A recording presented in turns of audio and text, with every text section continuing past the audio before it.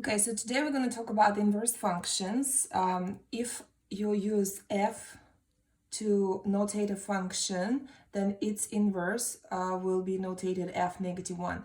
This is not f to the power of negative 1. This is just a notation for a function inverse. Inverse of a function is obtained by interchanging x values of that function with y values. And only one-to-one functions have inverses. If the function is not one-to-one, there will be no inverse. To check if the function is one-to-one, you can do the following, depending on how the function is given to you. So first of all, let's look at the following function, and it will be given to you as a set of ordered pairs. So there is a function, and we need to check if it's one-to-one or if it's not one-to-one. So in case of ordered pairs, there should be no repetitions of x or y. Let's check the x's, 3, 6, 8. There is no repetitions there. And then negative 8, negative 1, and negative 3, no repetitions of y. So yes, this function is one-to-one. Now, if this is function f, and it is one-to-one, that just means it has an inverse. How to find the inverse of this function? To find the inverse of a function, you use the definition. Inverse of a function is obtained by interchanging x values with y values. You do just that. So you take each ordered pair and switch x and y places. So f negative 1 will be, instead of 3 negative 8, you're going to have negative 8, 3. Instead of 6 negative 1, you're going to have negative 1, 6. And finally here you're going to have negative 3, 8. So in case of a graph, the function is one-to-one if it increases or decreases over the entire domain. So we'll be graphing f of x equals 8x minus 9. It is a linear function. It's a line with the y-intercept at negative 9 and slope of 8. So you start at negative 9, which my graph doesn't go exactly to negative 9. I'm just going to add some points here. So that's 7, 8, 9. That'll be negative 9. And then from there, you use your slope 8 over 1 to count 8 units up. 1, 2, 3, 4, 5, 6, 7, 8, and 1 unit over. So there is the 2 points that you will use to graph this line. So is the function that this graph belongs to one-to-one? The answer is yes, because the graph of a one-to-one function will either be increasing on the entire domain, or it could be just decreasing. It cannot do both. Cannot have the increasing and the decreasing parts. Another way to check is using the horizontal line test. If you draw a horizontal line through your graph, it should only have one point of intersection with your graph in order for it to be a one-to-one function. Let's look at another one. This is a quadratic function. Quadratic functions have graphs that are parabolas.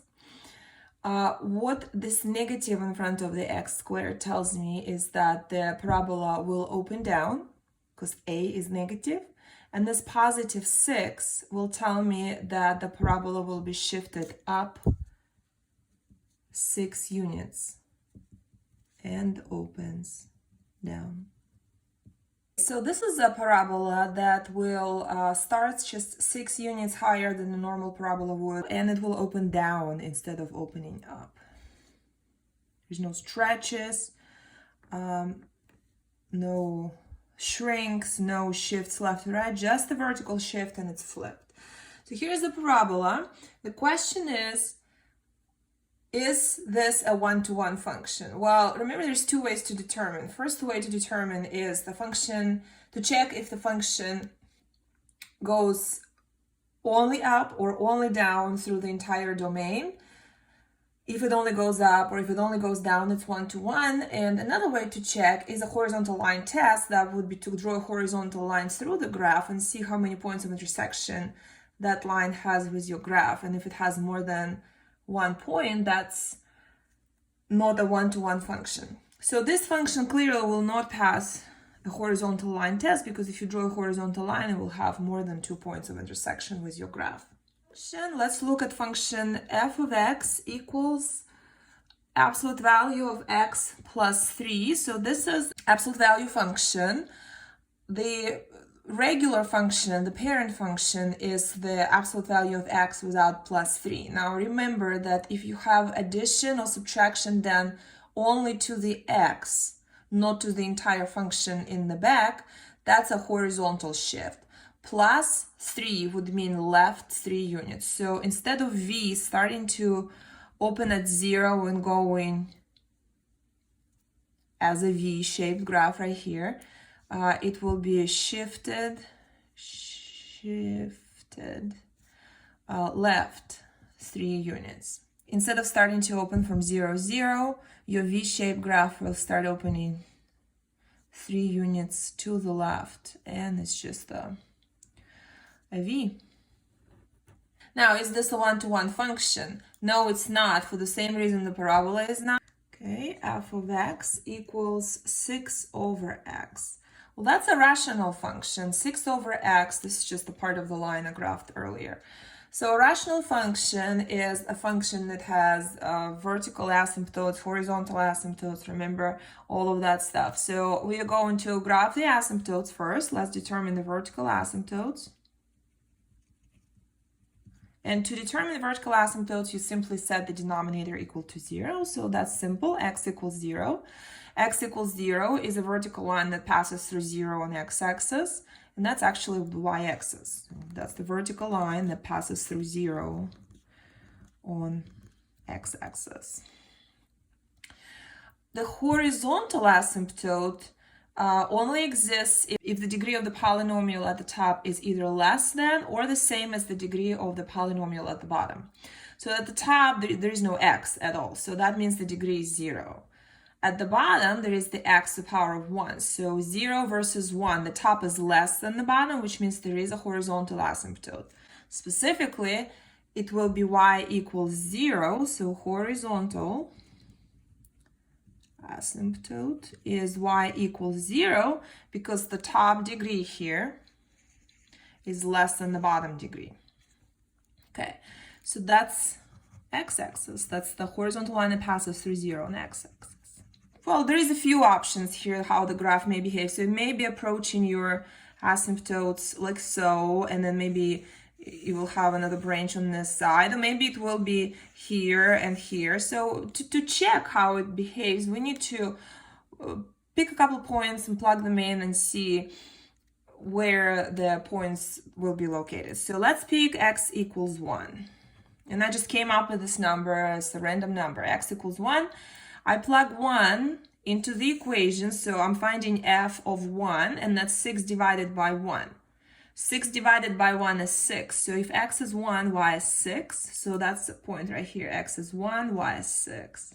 So that tells you right there that the graph will go this way, because you can't cross the asymptotes. Okay, now let's pick something to the left of the vertical asymptote. I'm not going to pick anything here again because I already know what's going on here. I'm going to pick something on the left. So let's do -1. So if x is equal to -1, then y is equal to, let's see, 6 divided by -1 is -6. So if x is -1, then y is -6, which is right here. So this is your graph. Is this a graph of a one-to-one function? Yes, it is. Because not only it will pass the horizontal line test. Wherever you draw a horizontal line, you're not going to have more than one point of intersection. But this graph also only decreases on the entire domain. So right here for part C, you have, in case of an equation, to check if the function is one-to-one, you need to check if f of a equals f of b also implies a equals b. And that looks way more complicated than it really is. So let's look at the function f of x that's equal to 9x minus 4. Like I said, you may be able to graph it if you want to graph it and see if it passes the horizontal line test, you can. But there is another way, and that's the way right here, to determine if this is a one-to-one function. So you have to replace x with a, and then replace x with b. That's what f of a and f of b means. And then set these two expressions equal to each other. So f of a is going to be 9a minus 4 And then f of b is going to be 9b minus 4. So we are now going to set these two expressions equal to each other, just like this formula suggests. So we're going to do 9a minus 4 equals 9b minus 4. And what this means here implies a equals b is we need to take this and try to only have an a on the left and only have a b on the right. And if we can obtain only an a on the left and only a b on the right by different manipulations to both sides of the equation, then we conclude that the function is one-to-one. So if I want the a to be by itself, I would first need to add 4. So let's go ahead and add 4 to each side like that. So we have 9a equals 9b. And then finally, to get a by itself, I would divide both sides by 9, which means a equals b, which means it checks. It is a one-to-one function. Let's say we have a function g of x that is 2x squared minus 3. Okay, so this is a quadratic function, but we're going to check if this is a one-to-one function by doing the exact same thing. I will first find f of a, then I'll find f of b, then I'll set those two equal to each other, and I will try to get a and b by itself on each side of the equal sign. So let's find g of a. And all that means is just replacing x with a. Is 2, and then x becomes a squared minus 3, and of course g of b is 2b squared minus 3. So let's see if setting these two equal to each other and getting a and b by itself would tell us if it's a one-to-one function or not. So we have 2a squared minus 3 equals 2b squared minus 3. So remember, we're trying to get a by itself, and that will actually get us the b by itself. So plus 3 on each side first. That gives us 2a squared equals 2b squared. Okay, we're still trying to get this a by itself, so I'm going to go ahead and divide both sides by 2, like that. So that is a squared equals b squared. And then finally, to make it a and b without the square, I will need to square root each side. So I'm going to square root here and square root here, which gives me plus or minus a and plus or minus b.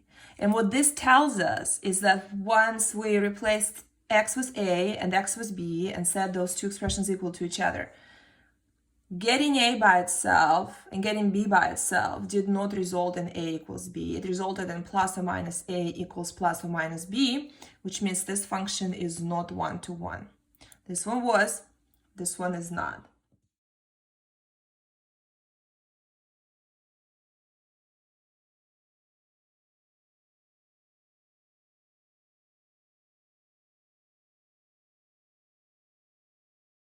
So the next question will ask you to find the inverse of a function if you're given an equation. What we're looking for is f negative 1 of x. Remember, this is not the exponent. This is just a notation for the function inverse. The definition of the function inverse is another function where x and y values are interchanged. So instead of f of x, in this function, I will first write y. It will just make it a little easier. So we all know that f of x is nothing but y. So this is y equals 1 over 6 x cubed minus 2. So now I will make y an x and make x a y. So this will become an x equals 1 over 6, and this will become a y cubed minus 2. And the hard part is to get that y by itself. Well, a couple of things to do. First of all, I will, of course, add the 2. So I will have x plus 2 now equals 1 over 6 y cubed. The 2 is gone from here. And then I want to remove the 6 from the denominator. So to remove the 6, I will multiply by that 6 times 6. And I'll multiply the entire left side by 6. This cancel here, leaving me with y cubed. And then here you have 6x plus 12. Well, y is almost by itself. You have this cubed exponent above it. To remove the cubed exponent, you have to take the cubed root or third root from both sides, like that. So the cubed root and the cube cancel each other out, leaving you with y. You do not need to place plus or minus in front of the result of cubed rooting, only the square rooting. And on the left side, you have your cubed root of 6x plus 12. you're done. Using the notation f negative 1 of x, this result will be f negative 1 of x equals cubed root of 6x plus 12, because f negative 1 of x is just replacing the y. This is the function. Well, let's do another one. So I'm going to give you function f of x that is x plus 1 over x plus 3, and I'm going to ask you to find f negative 1 of x, which means function inverse. So I'll rewrite this function. In place of f of x, I'll write y.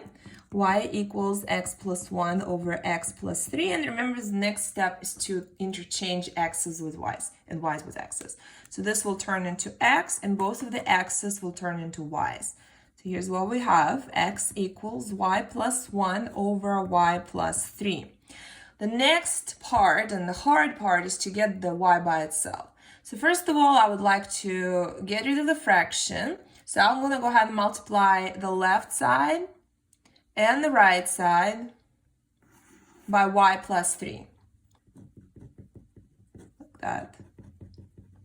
So this cancels y plus 3's, and you get x times y plus 3 equals y plus 1. So now I will distribute my x, which will give me xy plus 3x, that's the distribution here, equals y plus 1. And now what I will do, remember the goal is to get y by itself. So now what I will do is I will collect all the y's on one side. So that will require me to take this y and place it here by subtracting, and everything without the y on the other side. So that will require me to take this positive 3x and place it here. So xy minus y, that's this y, and then the 1 is still on the right, and I will also have minus 3x. So again, trying to get y by itself, so I have these two y's here. I need to somehow make it into one y instead of having two y's. So what I will do is I will factor it out from here and from here. Keep in mind this y has a 1 in front of it. So I'll take y outside, and inside of the parentheses, I will then be left with x minus 1 equals 1 minus 3x. Okay, so how can I now get this y by itself? Well, I need to remove this set of parentheses. To remove this set of parentheses, I need to see how it's attached to y, and it's attached to y by multiplication. So I have to divide both sides by x minus 1. So y equals 1 minus 3x over x minus 1, or you can write it as f negative 1 of x equals 1 minus 3x over x minus 1. And this is the inverse for this function here. So going back to our worksheet, the next item here is how to check if two functions that are given to you, let's say f and g, are actually inverses of each other. There is two ways for you to check. You can either actually take one of the functions and do what I just showed you, meaning find its inverse, or you can find the composition of f with g and then of g with f, and check if each one of these compositions will equal to x. And if each one of those compositions is equal to x, then those functions are inverses of each other. I'm going to find the composition of f and g. So composition of f with g of x means that you take the second function, which is g, this whole thing, and replace every x inside of f with this entire fraction. So instead of 8 minus x, you will have 8 minus this.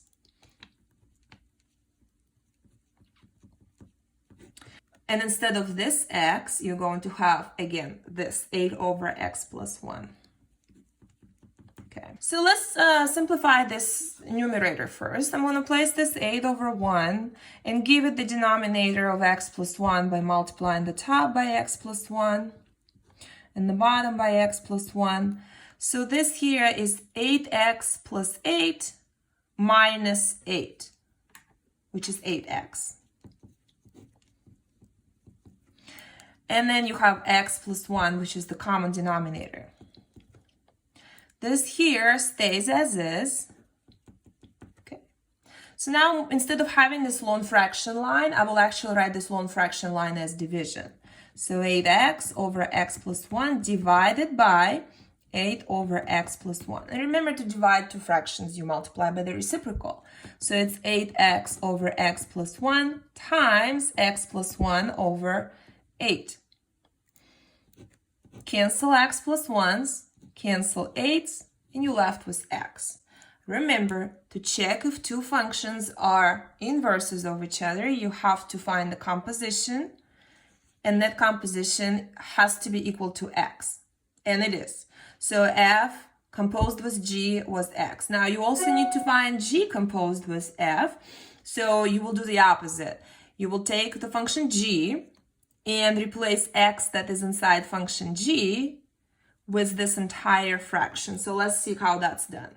So we are now finding g composition with f of x.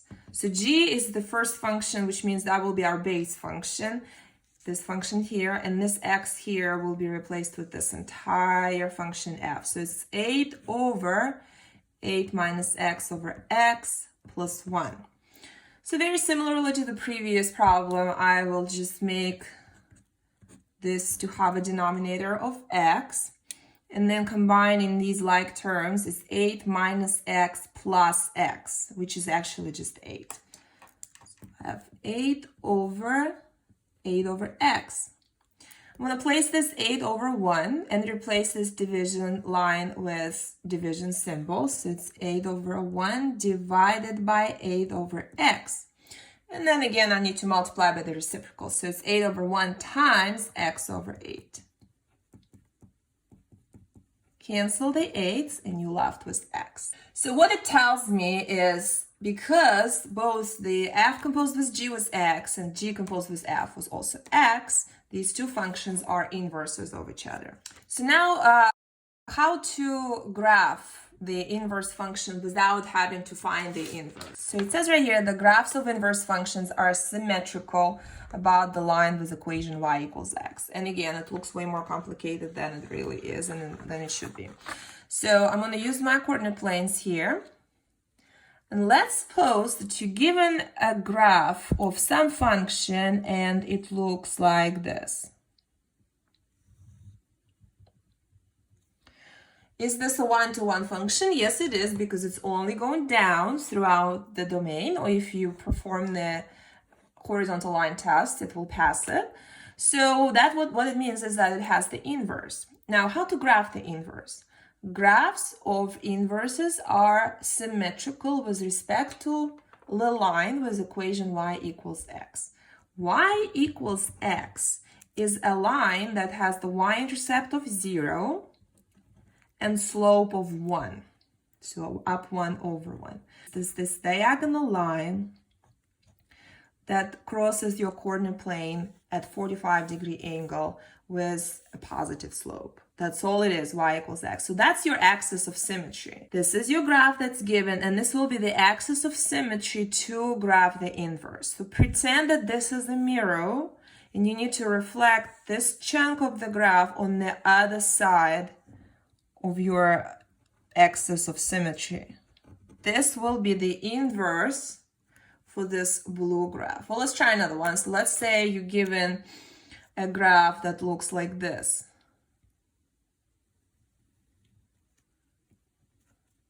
And you're asked to graph the inverse. Again, is this a one-to-one function? Will it even have an inverse? Well, yes, because it's only going up throughout the domain. So what I will do is I will graph this new axis of symmetry, y equals x, this diagonal line, and then I will use it to reflect my blue graph over that line, okay? Whatever you see on one side of your axis of symmetry has to also be reflected on the other side. Whatever you see on this other side has to be reflected on your first side. So I'm going to start here, reflect this little chunk, and then I will reflect this curve. Okay, and then this little piece will be reflected on this other side, so it'll look like that.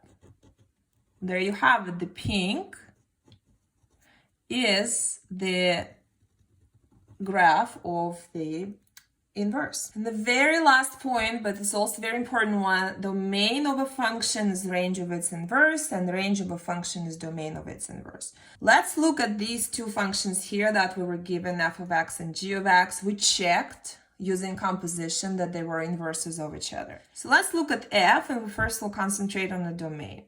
Domains of rational functions are all real numbers, so it's from negative infinity to infinity, without the values of x that change the denominator into 0. So what would make this to become a 0? If x is 0, this will become a 0.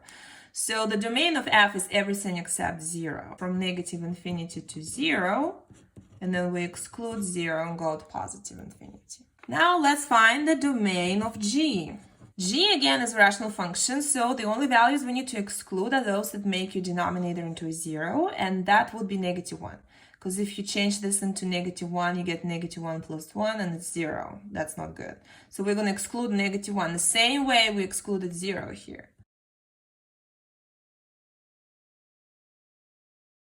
All right, so now that you have the domain of f and the domain of g, we need to find the range of f and the range of g. Because the domain of a function is the range of its inverse, this means that the range of g will be the same as the domain of f, from negative infinity to 0, and then from 0 to infinity. Range of f, in turn, will be the same as the domain of g, which was from negative infinity to negative 1, united with negative 1 to infinity.